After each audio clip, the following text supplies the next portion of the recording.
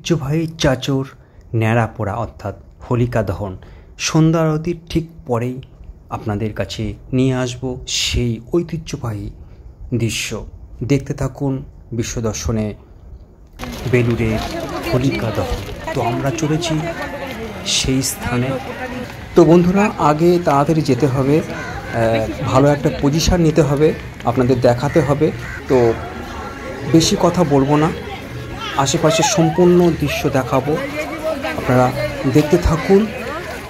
বেলুড় মঠ রামকৃষ্ণ মঠ ও মিশনে হেডকোয়ার্টার, সেখানে প্রতি বছরের ন্যায় এই বছরও অনুষ্ঠিত হচ্ছে ঐতিহ্যবাহী দোলের ঠিক আগেই যেটি হয় সন্ধ্যা আরতির পর রামকৃষ্ণ টেম্পেলে হোলিকা দহন অর্থাৎ ন্যাড়া পোড়া চাচর।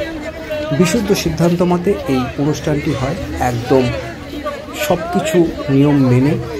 আপনাদের খুব ভালো লাগবে। তো আর কোনো কথা বলবো না, আপনারা শেষ পর্যন্ত দেখুন, খুব ভালো লাগবে। জয় শ্রীরামকৃষ্ণ।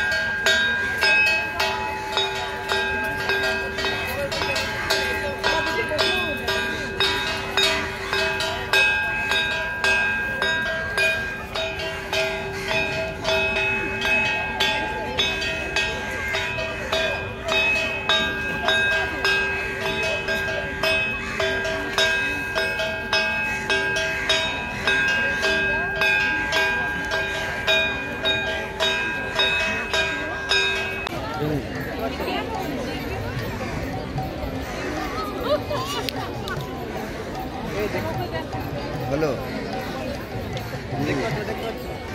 বাইরে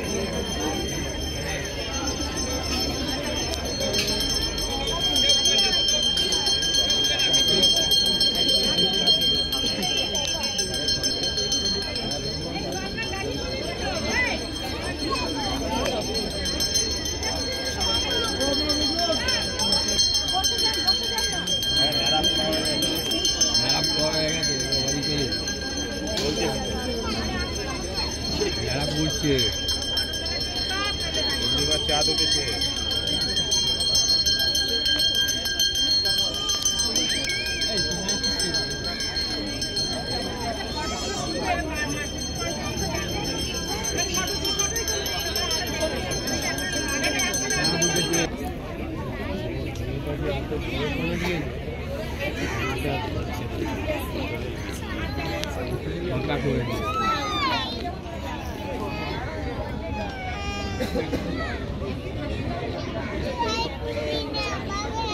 এই হচ্ছে না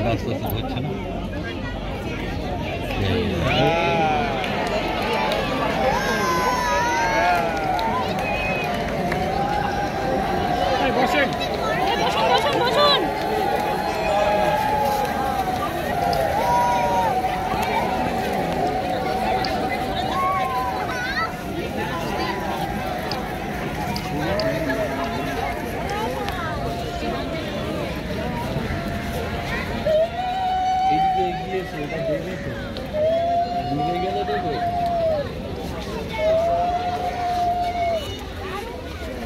সময় এগিয়ে আসো, এগিয়ে চলো, এগিয়ে চলো।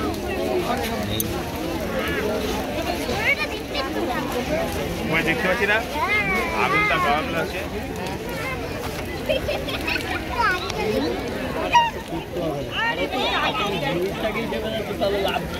আগুনের উপর ছবিগুলো দিয়ে দিলে আরো ভালো।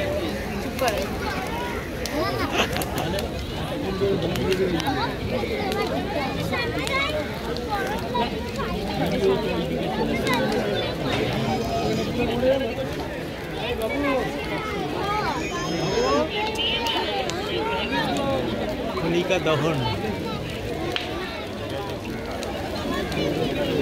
ন্যাড়াপোড়া লেবু ভাই, ন্যাড়াপোড়া দেখিনি?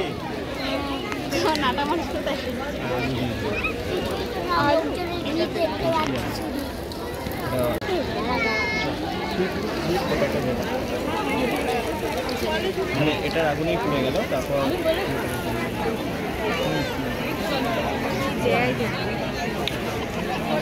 কোথায় যাচ্ছি? এখানে দাঁড়ানো। এবার আগুনটা নিয়ে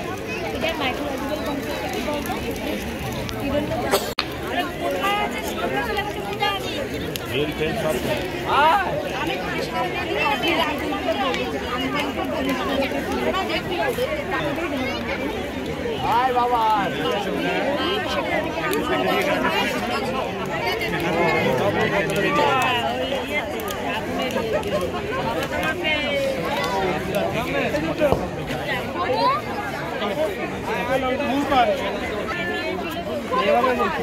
তো বন্ধুরা, আপনাদের কেমন লাগলো অবশ্যই জানাবেন এই আয়োজন।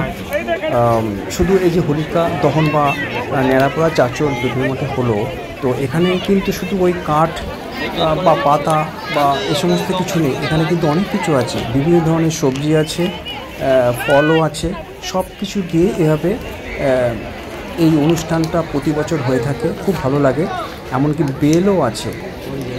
তো আজ এইটুকু, তো আপনাদের দেখাতে পেরেও খুব ভালো লাগছে।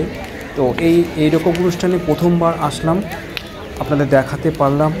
তো এইভাবেই আপনারা সাথে থাকবেন, সহযোগিতা করবেন বিশ্বদর্শনকে, যাতে আরও ভালো এই ধরনের ধর্মীয় ভিডিও আনতে পারি। এবং ভারত দর্শনে বেরিয়েছি, যাই হোক আপনাদের সামনে আনছি বিভিন্ন সমস্যার মধ্যে দিয়েও। তো আজ এইটুকু, ভালো লাগলে অবশ্যই যারা নতুন চ্যানেলটিকে সাবস্ক্রাইব করবেন, বেল আইকনে প্রেস করবেন, অবশ্যই লাইক করবেন, কমেন্ট করবেন। মোটিভেশন আপনাদের এই যে লাইক কমেন্ট আমার খুব উদ্বুদ্ধ করে পরবর্তী ভিডিও তৈরি করার জন্য। তো আর বেশি কথা বলবো না, এখানে শেষ করছি আজকের এই ভিডিওটি। সকলে ভালো থাকবেন, সুস্থ থাকবেন। জয় শ্রী রামকৃষ্ণ।